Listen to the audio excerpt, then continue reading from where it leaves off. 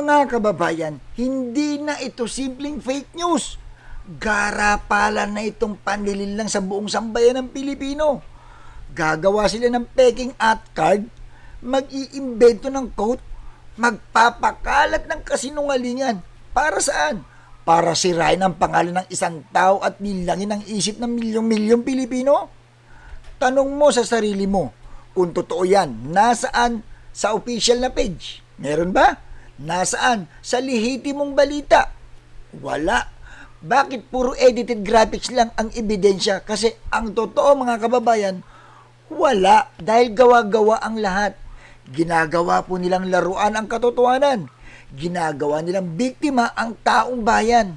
At ang masakit mga kababayan, may mga nadadala, napapaniwala at nagiging kasangkapan pa sa mga pagpapakalat ng mga kasinungalingan. Eto, tungkol sa 2028 ba? Mag-isip tayo mga kababayan, hindi nga qualified sa edad si Sandro Marcos. Pero ginagawa ng issue. Ibig sabihin, malinaw. Hindi ito balita.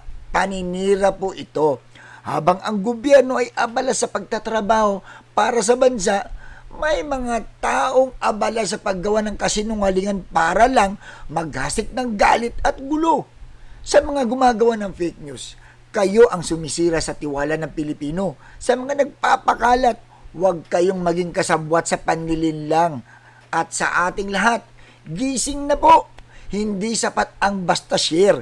Dapat may pakialam sa katotohanan. Dahil kapag hinayaan po natin ito mga kababayan, hindi lang pangalan ang sinisira, pati kinabukasan ng bansa. Fact check, mag-isip, huwag magpaloko mga kababayan. Halata ang galawan ninyo.